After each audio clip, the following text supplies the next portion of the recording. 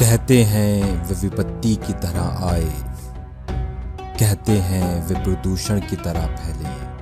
वे व्याधि थे, ब्राह्मण कहते थे, वे मलेच्छ थे, वे मुसलमान थे।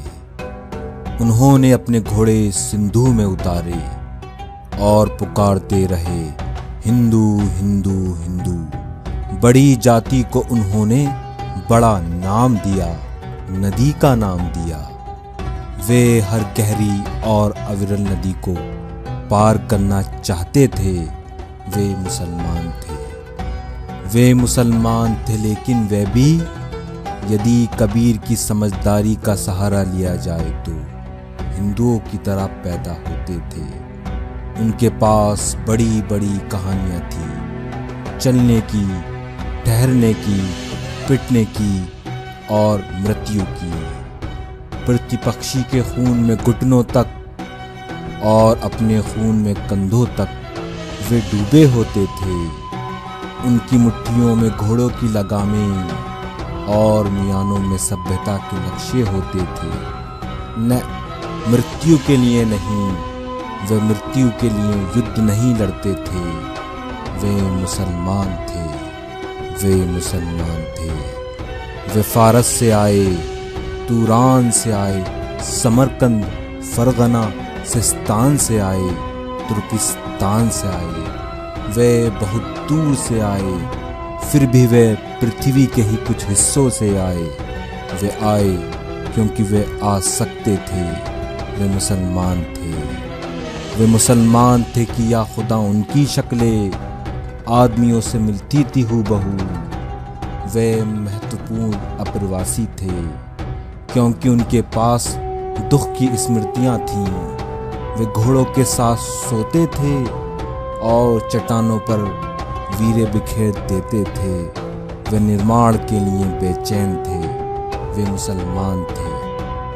यदि सच को सच की तरह कहा जा सकता है तो सच को सच की तरह सुना जाना चाहिए कि वे प्रायः इस तरह होते थे कि प्रायः पता ही नहीं लगता था कि वे मुसलमान थे या नहीं थे।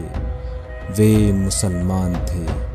वे न होते तो लखनऊ न होता, आधा इलाहाबाद न होता, महराबे न होती, गुंबद न होता, आदाब न होता, मीर मखदूम मोमिन न होते, शबाना न होती।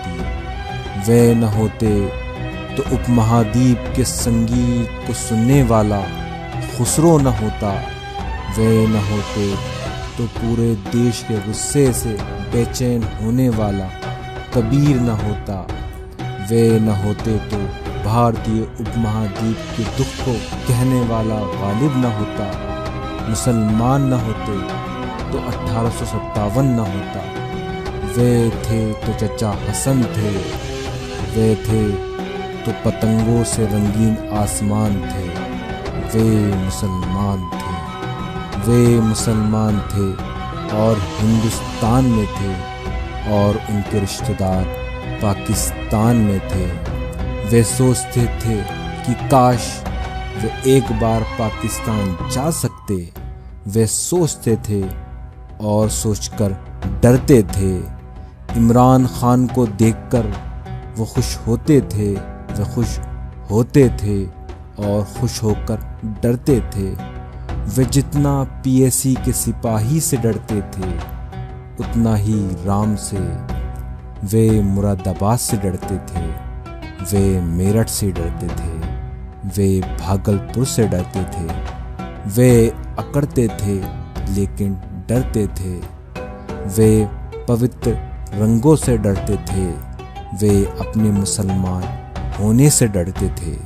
वे फिलिस्तीन नहीं थे लेकिन अपने घर को लेकर घर में और देश को लेकर देश में खुद को लेकर आश्वस्त नहीं थे। वे उखड़ा उखड़ा राग द्वेष थे। वे मुसलमान थे। वे कपड़े बुनते थे। वे कपड़े सिलते थे। वे ताले बनाते थे। वे बक्से बनाते थे।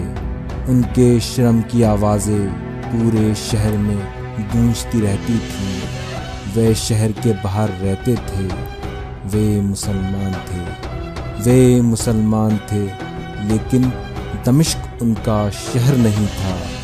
वे मुसलमान थे, अरब का पेट्रोल उनका नहीं था। वे दजला का नहीं, यमुना का पानी पीते थे। वे मुसलमान थे, वे मुसलमान थे, इसलिए बच के निकलते थे। वे मुसलमान थे, इसलिए कुछ कहते थे तो हिचकते थे।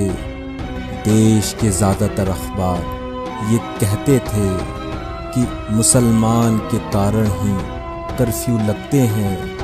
कर्फ्यू लगते थे और एक के बाद दूसरे हादसे की खबरें आती थी। उनकी औरतें बिना दहाड़ मारे पछाड़े खाती थी।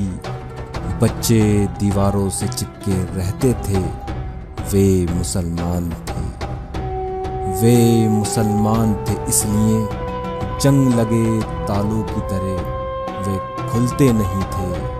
वे अगर 5 बार नमाज पढ़ते थे तो उससे कई गुना ज़्यादा बार सिर पटकते थे। वे मुसलमान थे। वे पूछना चाहते थे कि इस लाल किले का हम क्या करें। वे पूछना चाहते थे कि इस हुमायूं के मकबरे का हम क्या करें। हम क्या करें इस मस्जिद का जिसका नाम कुव्वतुल इस्लाम यानी इस्लाम की ताकत है। अदरक की तरह वे बहुत कड़वे थे। वे मुसलमान थे। वे सोचते थे कि कहीं और चले जाएं, लेकिन नहीं जा सकते थे। वे सोचते थे यहीं रह जाएं, तो नहीं रह सकते थे। वे आधे ज़िबह बकरे की तरह तकलीफ़ के झटके महसूस करते थे। वे मुसलमान थे, इसलिए तूफ़ान में फंसे जहाज़ के मुसाफिरों की तरह एक दूसरे को बीचे रहते थे। कुछ लोगों ने ये बहस चलाई थी कि उन्हें फेंका जाए तो किस समुद्र में फेंका जाए। बहस ये थी कि उन्हें धकेला जाए तो किस पहाड़ से धकेला जाए। वे मुसलमान थे, लेकिन वे चींटियां नहीं थे। वे मुसलमान थे, वे चूजे नहीं थे। सावधान, सिंधु के दक्षिण में सैकड़ों सालों की नागरिकता के बाद मिट्टी के ढेले नहीं थे। वे चट्टान और ऊन की तरह सच थे। वे सिंधु और हिंदू कुश की तरह सच थे। सच को जिस तरह भी समझा जा सकता हो उस तरह वे सच थे। वे सभ्यता का अनिवार्य नियम थे। वे मुसलमान थे, अफवाह नहीं थे। वे मुसलमान थे, वे मुसलमान थे, वे मुसलमान थे।